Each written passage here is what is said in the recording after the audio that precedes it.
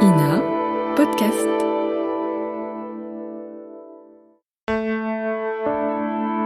Ina Podcast.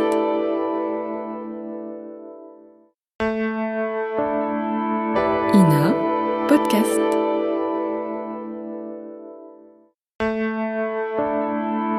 Ina Podcast.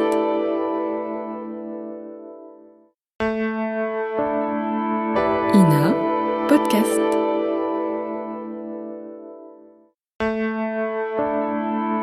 Ina Podcast.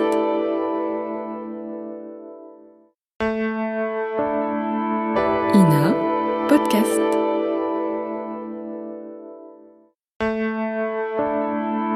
Ina Podcast.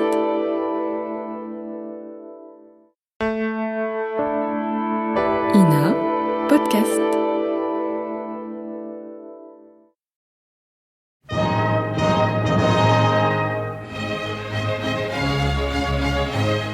Bon baiser de partout. Une émission secrète de...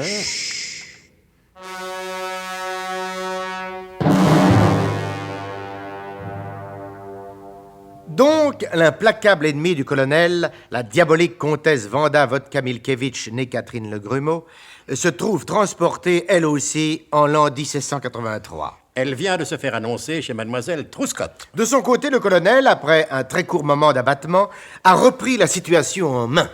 Messieurs, et maintenant, au travail. Quel travail, mon colonel? Ne vous faites pas encore plus heureux que vous ne l'êtes. C'est compris, tout le lait? Non, mon Ça colonel. ne fait rien. Les instructions remises par l'énergumène érotico-nucléaire précisent qu'il faut creuser un trou en plein milieu de l'extrémité du centre du parc, un peu à gauche par rapport à la droite et légèrement à droite par rapport à la gauche. Et pourquoi qu'il a besoin d'un trou? Tu nous l'es, hein? Oh, bon. Ouais.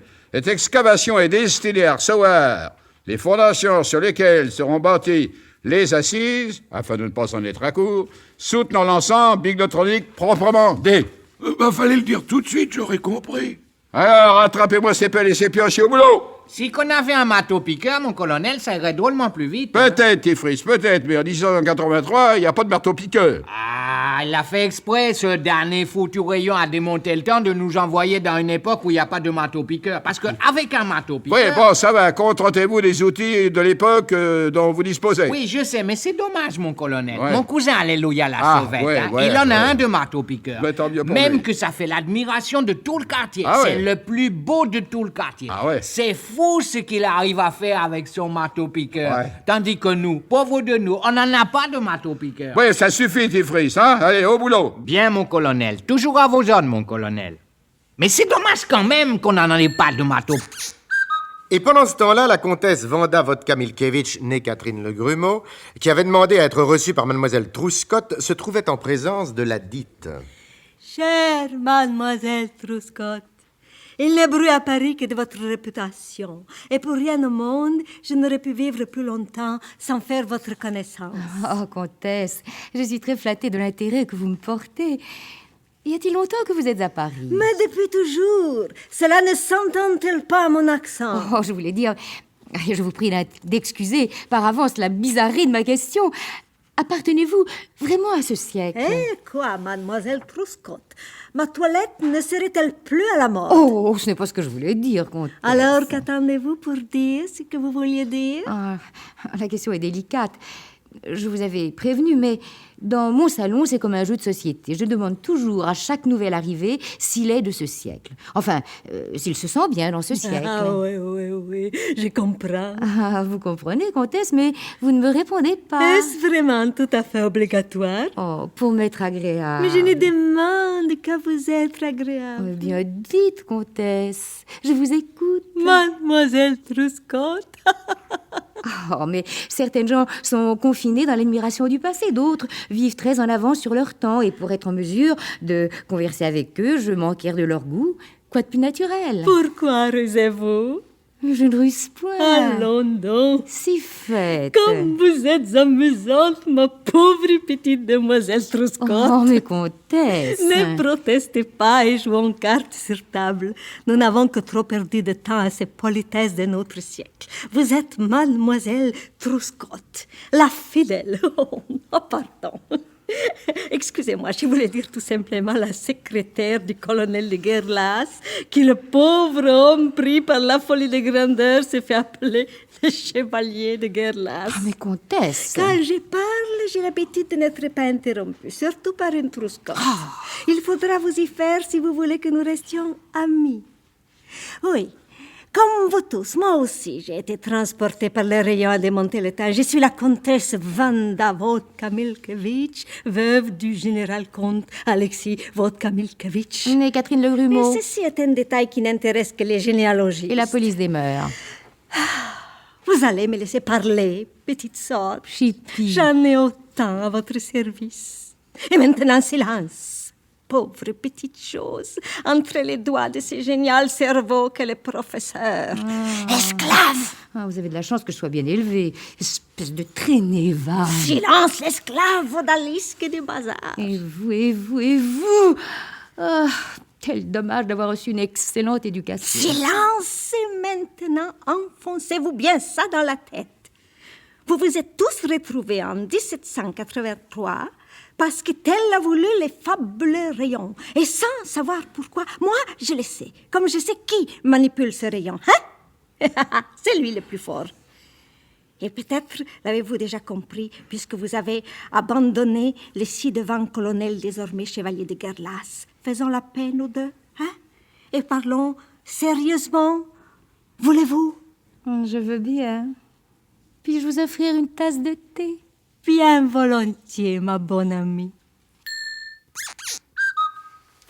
Et pendant ce temps-là, sur le chantier ouvert dans le parc de la Folie Bergère à Passy... On dira ce qu'on voudra, mon colonel. Et c'est bien pour ça que je l'ai dit. Mais si qu'on avait un marteau-piqueur, le travail, il avancerait drôlement plus vite. Ce qu'il nous faudrait, c'est un marteau-piqueur, comme mon cousin Alléluia la Sauvette. Un peu à l'écart et tout en maniant la pioche, Gédéon Burnemauve s'adressait en ces termes au révérend père Peau-de-Murge.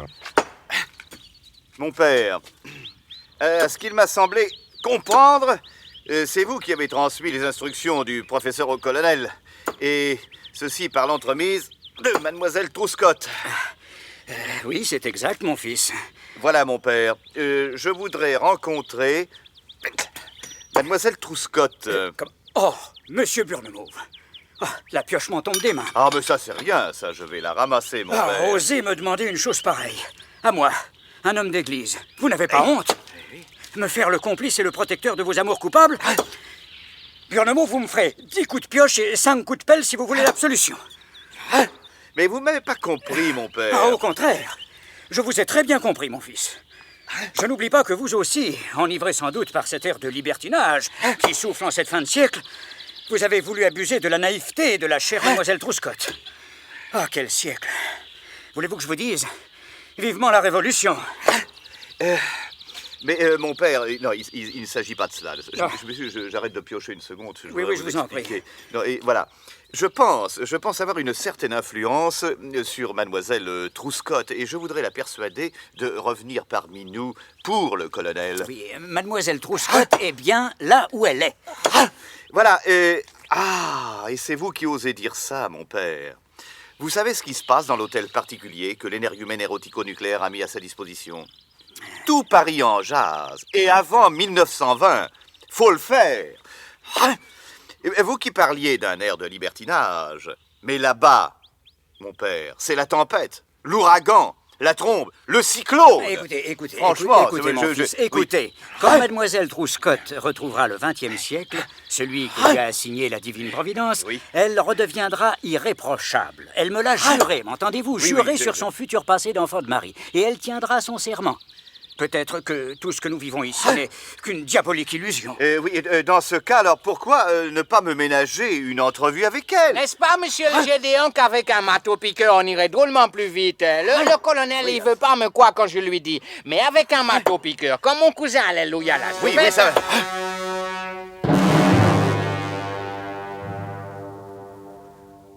Avec ou sans marteau-piqueur, les fondations seront-elles prêtes à temps pour recevoir le biglotron? Le père Pot-de-Mur accédera-t-il à la demande de Gédéon Burnemauve? La comtesse Vanda sait-elle la vérité sur le fabuleux rayon?